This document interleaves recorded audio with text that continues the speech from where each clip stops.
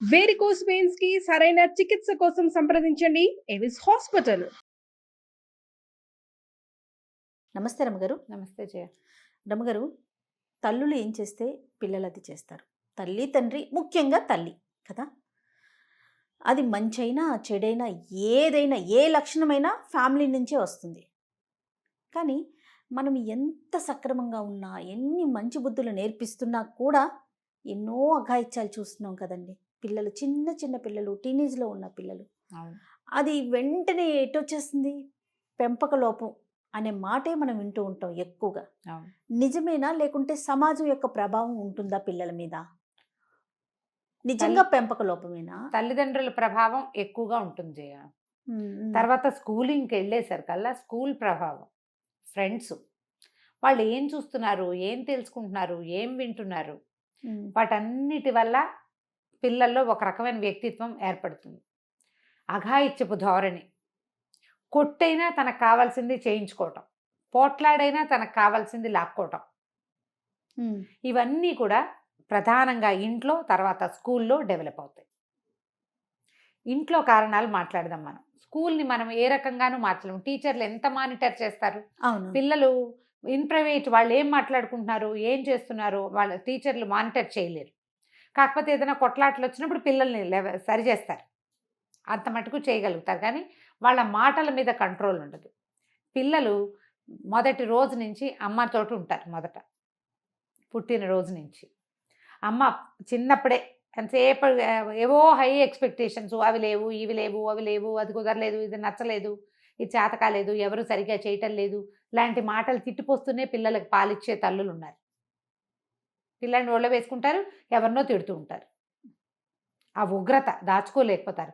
అసంతృప్తి, అసహనం, పోట్లాట, తిట్టి పోట్లాడి అరిచి అడిగి అడిగి అడిగి అడిగి దాన్ని లాగి లాగి లాగి సాధించి లైన్ చేసుకుంటారు. వీళ్ళకి అదే అలవాటు అవుతుంది కదా న్యాచురల్లీ. వేరే మార్గం ఉందా? ఇంట్లోనే ఉంటారు కాబట్టి. ఇంట్లోనే ఉంటారు, పిల్లలు చూస్తూ ఉంటారు. అమ్మ నాన్న పోట్లాడుకుంటారు. అమ్మమ్మతోటి, మావయ్యతోటి, తాతతోటి ఎలా మాట్లాడుతోందో, ఎలా పోట్లాడుతోందో, నాయనమ్మతోటి, తాతతోటి, మా బాబాయిలతోటి, మేనత్తలతోటి ఎట్లా ప్రవర్తిస్తుందో, అవి చిన్నతనం నుంచి ఉగ్గుపాలతో రంగరించి పోసేస్తారు పిల్లలకి. అదే బిహేవియర్ వాళ్ళు సమాజంతో ఆ పిల్లలు చూపిస్తారు. పోట్లాట కోరుతనం, తప్పు తనదైనా ఎదుటి వాళ్ళది చేయటానికి చూడడం, నాదే తప్పు, గాసిపింగ్, అదైతే మరీ భయంకరం. తప్పు. ఏదైనా ఎవరింటికైనా వెళ్తే వాళ్ళ ఇంట్లో నాతో పని చేయించారు అని చెప్పటం. మేనత్ ఇంటికి వెళ్ళారు, అక్కడ ఏదో పని చేశారు, ఏ తప్ప? నువ్వు ఇంట్లో పని చేయిస్తే నీకు మేనత్ ఇంట్లో పని ఎక్కువ కాదు కదా చెప్పడం. అనగా మా పిల్లల్ని అక్కడ పంపించావు, మా వాళ్ళ ఇంట్లో పనులన్నీ పిల్లల చేత అన్ని పనులు చేయిస్తారు. ఏమి నీ పిల్లలు ఏమన్నా కింగులా, మనుషులు కాదు? ఇలాంటి ధోరణి మాకు లేదు అని చెప్పగలమా మనం? మన పిల్లల్ని ఎవ్వరూ ఏమనకూడదు. పైగా అత్తగారితో ఏదైనా తగాదా వచ్చినా పిల్లల్నే కొడతారు కదా. అంటే ఎవరి మీద కోపం వచ్చినా, ఎవరు అలుసుగా ఉంటే వాళ్ళ మీద తీర్చుకోమని నేర్పించడం. ఎక్కడో ఏదో టెన్షన్గా ఉండి ఇంటికి వచ్చి తిట్టి పిల్లల మీదకి వస్తారు, పెళ్ళాల మీదకి వస్తారు. భార్యల్ని తిట్టే భర్తలు ఎంతసేపు మాట తేడా వస్తే కొట్టేయడం, చేతులు ఎత్తేయటం. పిల్లలు ఎత్తరా? చాలా సినిమాల్లో మాత్రం చూస్తాం జయ మనం. తల్లుల్ని చాలా కష్టపెడితే తండ్రులు, పిల్లలు భార్యల్ని అద్భుతంగా చూసుకుంటారు, తల్లిని ప్రేమగా చూసుకుంటారు అని నమ్ముతాం మనం సినిమాలు చూసి. కానీ నిజ జీవితంలో అట్లా జరగదు. చిన్నతనం అంతా తల్లి తండ్రి కొట్టుకోవటం, లేదా తల్లిని తండ్రి కొట్టడం, మ్యాన్ హ్యాండ్లింగ్ చేయటం రెగ్యులర్గా చూసి, దానివల్ల ఏడ్చిన పిల్లలు కూడా 30 ఏళ్ళు వచ్చాక భార్యల్ని కొట్టేస్తారు. భర్త భార్యని కొట్టచ్చు అనేది ఫిక్స్ అయిపోయి ఉంటుంది బ్రెయిన్లో. రెగ్యులర్గా కొట్టరు, ఏదైనా సందర్భం వస్తే ఆమె కొట్టేలాగా చేసిందని చెప్తారు. నేను కొడదాం అనుకోలేదు, నాకు అసలు కొట్టడం అంటే ఇష్టమే ఉండదు. మా నాన్న చిన్నప్పుడు మా అమ్మని కొట్టేవాడు, నాకు అస్సలు నచ్చేది కాదు, నేను కొట్టదలుచుకోలేదు. ఆ అమ్మాయి అంత ఎక్స్టెంట్ తీసుకొచ్చింది. మా అమ్మ కూడా ఇట్లనే చేస్తుంటుంది మా నాన్నతోటి. ఈ డైలాగులు విన్నాను నేను, అందుకని చెప్తున్నా క్లియర్గా. ఎన్ని చోట్ల కనపడతాయో చేసుకుంటారే, అది చూస్తారు వాళ్ళు. చూసి ఇలా చేస్తారు. నాగింగ్, సతాయించటం భార్యల్ని, లేదా భార్యలు భర్తల్ని కాల్చుకు తింటాం. మగవాళ్లే నాగ్ చేస్తారు, మగవాళ్లే సతాయిస్తారు, మగవాళ్లే కొడతారు, లేదా మగవాళ్లే తిట్టిపోస్తారు. మగవాళ్ళదే దౌష్ట్యం అని అనడానికి సుతరాము వీల్లేదు జయ. నేను చెప్పిన ఈ మొత్తం విషయాలన్నీ ఆడవాళ్ళది దౌష్ట్యం, ఆడవాళ్ళది దౌర్జన్యం, ఆడవాళ్ళు తిట్టటం, ఆడవాళ్ళు పోట్లాడడం, అన్నం పెట్టకపోవటం సంపాదించే భర్తకి, ఇవి ఆడవాళ్ళు చేస్తారు.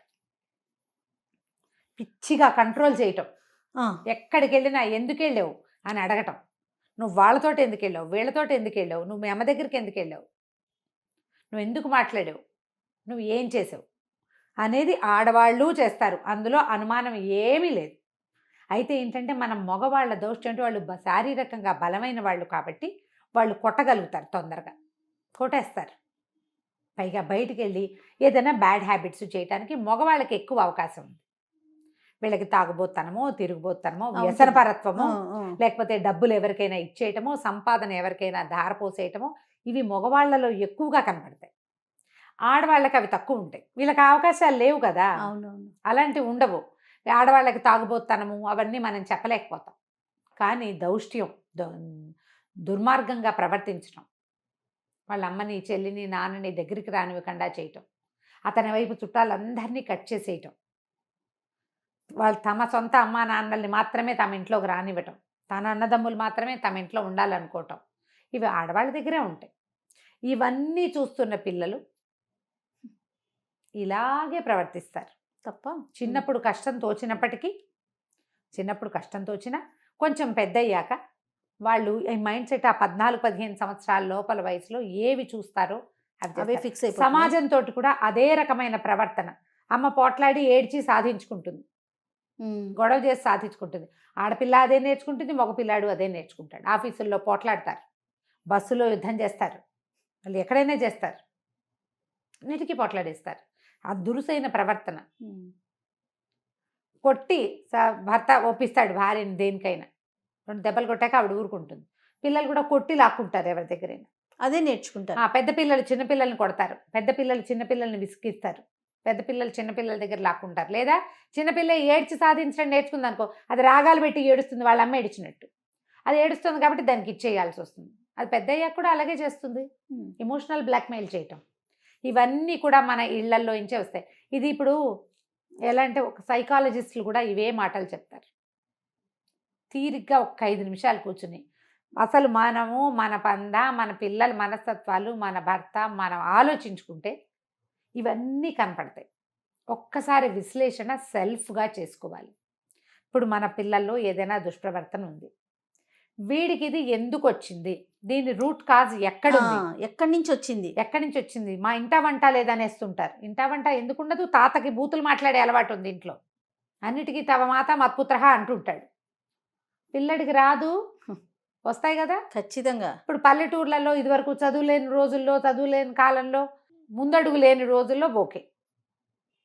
ఇప్పుడు కూడా ఇప్పుడు సినిమాల్లో అబ్బో కొన్ని సినిమాలు నాయన ఆ భాష ఏమిటో తెలీదు, ప్రతి వాళ్ళని అవే మాటలు.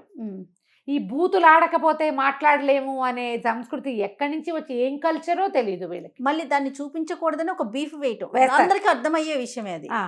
ఓ బీప్ వేస్తూ ఉంటారు మధ్యలో. ఎందుకు పెడతారు బీప్లు వేయటం ఎందుకు? బూతులు తిట్టచ్చు అంటే ఇప్పుడు నువ్వు బయట ఆ తిట్లని మనం తప్పించుకోలేం కదా జయ.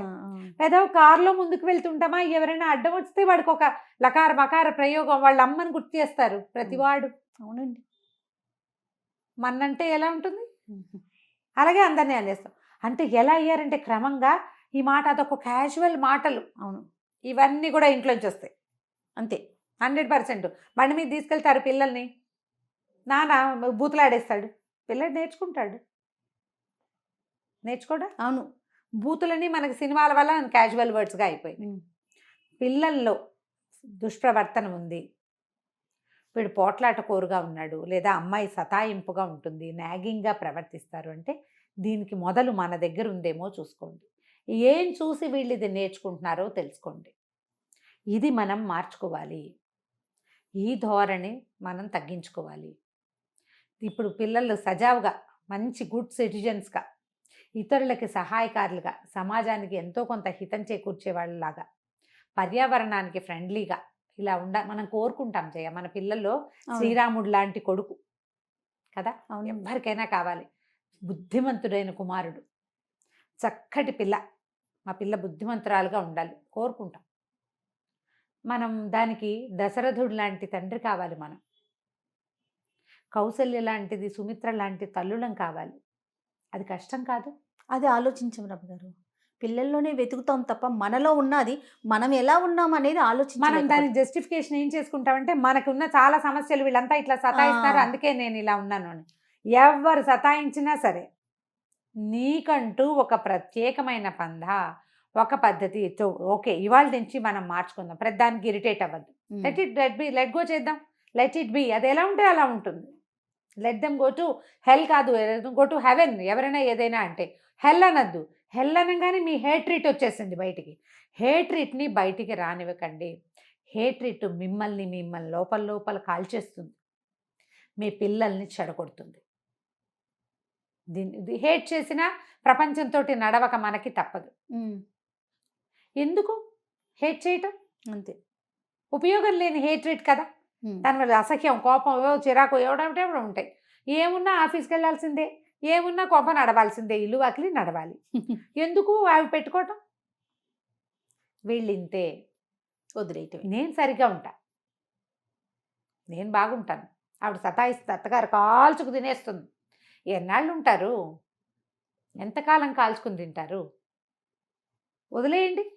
మీరు ఒక చెయ్యి ఉంది, రెండు విసురుతారు, చెయ్యి రెండో చెయ్యి వేస్తేనే టప్పు సౌండ్, లేకపోతే ఇగో ఎంతసేపటికి గాలి వస్తుంది, తర్వాత ఊరుకుంటారు. అంతే కదా. అంతే కదండి. ఆలోచించండి. కనీసం ఇన్ని 100 సార్లలో 1-2 సార్లైనా మానేయండి.